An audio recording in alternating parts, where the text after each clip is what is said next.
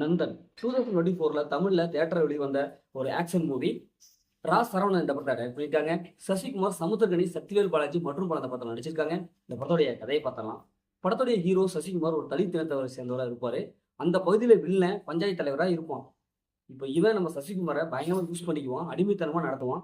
திடீர்னு அந்த பகுதியை தலித் இனத்தை சேர்ந்த பகுதியாக அறிவிச்சிருவாங்க. இதனால மறுபடியும் தேர்தல் நடக்கும். இந்த தேர்தலில் போட்டியின்றி நம்ம ஹீரோ சசிகுமாரை நிற்க வைப்பாரு. சசிகுமார் ஜெயிச்சிருவாங்க. ஜெயிச்சதுக்கு அப்புறம் தன்னுடைய மக்களுக்கு நல்லதை செய்வார். இதை பொறுக்க முடியாத வில்லன் நம்ம சசிகுமாருக்கு மிகப்பெரிய ஒரு சம்பவத்தை செய்வோம். அந்த சம்பவம் என்ன, சசிகுமாரோட லைஃப் என்னவோ மாறிச்சு, இறுதியில் என்னாச்சு அப்படிங்கிறதா இந்த படத்துடைய ஒன்லைன். இந்த படத்துடைய பாசிட்டிவ் பார்த்தாவே டைரக்டர் சொல்ல வந்த கருத்தை சூப்பராக சொல்லியிருக்காரு. ஏன்னா இன்றைய அரசியல் எப்படி இருக்குது, குறிப்பா தலித்தினம் அவங்களுடைய அரசியல் கட்சி தலைவர் பஞ்சாயத்து தலைவர்லாம் எப்படி இருக்காங்க அப்படிங்கிறத இன்றைய சூழ்நிலைக்கு ஏற்றவர்கள் சொல்லியிருக்காங்க. நடிச்ச சசிகுமார் அவங்களுடைய ஆக்டிங் செம்மையா இருக்கு, சூப்பரா இருக்கு. ஏன்னா அவங்களுடைய ஆக்டிங் பார்த்தா ஒரு கெத்தா கம்பீரமா வர கேரக்டர்ல செம்மையா பண்ணியிருக்காரு. அதே மாதிரி ஒரு அடங்கி ஒடுங்கின கேரக்டர், அந்த கேரக்டரும் செம்மையா பண்ணியிருக்காரு. ஒரு கம்பீரமா ஒரு பஞ்சாயத்து தலைவர் கேரக்டர், இப்படி 3 விதமான கெட்டப்ல செம்மையா மிரட்டியிருக்காரு. கண்டிப்பா அவருடைய ஆக்டிங்க்கு தேசிய கூட கிடைக்கலாம். ஏன்னா அந்த அளவுக்கு செம்மையா பர்ஃபார்ம் பண்ணியிருக்காரு.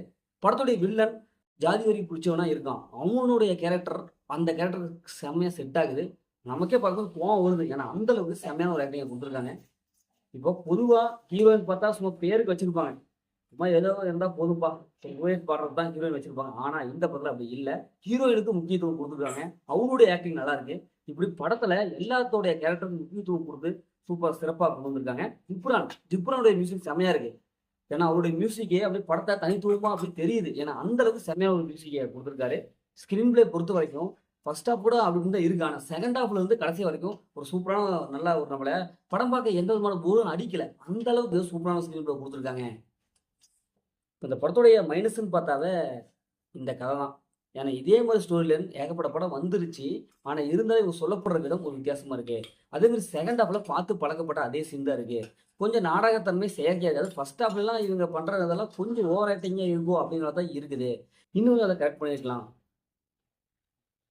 அதே மாதிரி படத்துல லாஜிக் இல்ல, ஒரு யதார்த்தம் இல்லாத இவங்க அப்படியே சினிமா தனமா அவங்க சொல்லியிருக்காங்களோ அப்படின்னு தான் இருக்குது. மற்றபடி இந்த படத்துல பெரிய மைனஸ்ல இல்ல. இந்த படத்தை ஃபேமிலி பார்க்கலாம், கண்டிப்பா ஃபேமிலி பார்க்கலாம். படத்துல அந்த மாதிரி எதுவுமே இல்லை. முதல்ல இந்த படம் சூப்பராக சுமாராக, இந்த படம் ஒரு ஒருத்தான மூவி தான். ஓகே, இதே மாதிரி அடுத்த ஒரு புதிய மூவியிலும் உடம்பு சிங்கள் கவிப்பார்.